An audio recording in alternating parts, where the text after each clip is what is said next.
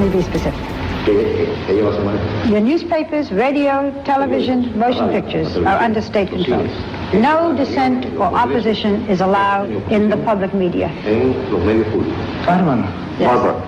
Nosotros no tenemos las mismas concepciones. We do not have your same conceptions. Nosotros no tenemos el concepto de libertad de Our prensa. concept of freedom of the press is not yours. Desde luego, se lo digo con toda. And I say this very No honestly. tengo que ocultar absolutamente I nada. have nothing to hide. Si nos pregunta que aquí puede aparecer un periódico If you ask us socialismo, if a paper could appear here against socialism, I could say honestly, no, it no cannot lo appear. permitirá ni el partido, It would not be allowed by ni el the party, gobierno, the government, ni el nor pueblo. the people. En ese sentido, Okay. no poseemos In that sense, la libertad we do de not prensa. have the freedom of the press that you possess in the U.S.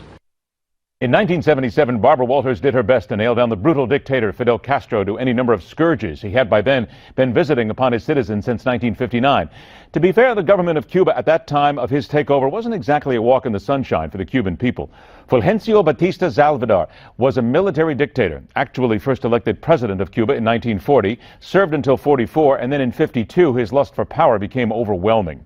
Batista suspended the Cuban Constitution of 1940, did away with most political freedoms, went into league with the wealthiest sugar barons of the era, creating a Grand Canyon-esque gap between the rich and the poor, also made a lucrative business deal with the American mafia using gambling, drugs, prostitution, racketeering.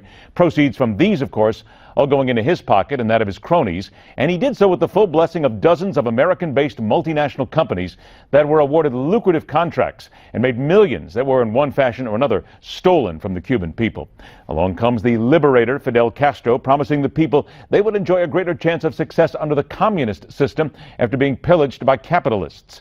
25 years after that interview, Barbara Walters went back for another go-round with Castro. And as is the manner in which frauds, liars, despots, dictators, those who lust for power at the expense of anyone and everyone, the bearded blowhard never really answered the question, slapping on his clown shoes again and dancing around the same very basic issue of freedom of the press.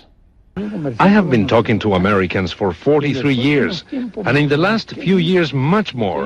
And sometimes I am criticized for the many hours I spend talking with them. We go on until 3 in the morning. I know. You and I have done that.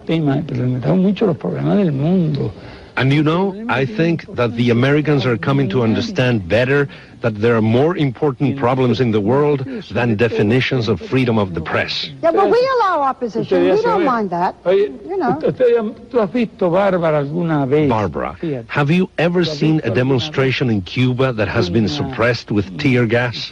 Do you allow demonstrations at all? And do you allow them? Do you allow them? Here we don't have them. But do you allow them if someone wanted Why to? do we need to prevent anything that doesn't happen at all?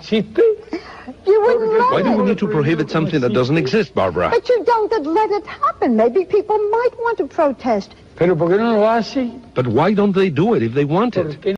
Of course, there's no need for tear gas in Cuba, not when for decades the dissidents have been shot in the head, taken a solid street beating at the hands of security personnel who burst into homes when they please, bury people in concrete cells deep underground so not even the screams can be heard by those walking on the sidewalks above. Political executions are everyday fare under the Castro regime. Some believe the number to be in excess of 17,000 people killed. That's government-approved mass murder. Censorship thrives, people live in squalor, homosexuals have their heads shaved and are shot. And now we have the American president, arm in arm with brother Raul, all smiles as the most powerful man on the planet laughs alongside him, drinking fine rum, maybe smoking a few hand-rolled Cuban cigars behind closed doors. Cuba hasn't been free since well before Castro. And for more than half a century, America and other countries have been ham-handed at best in their attempts to free the people of that island. The embargo did not work. The people there still suffer.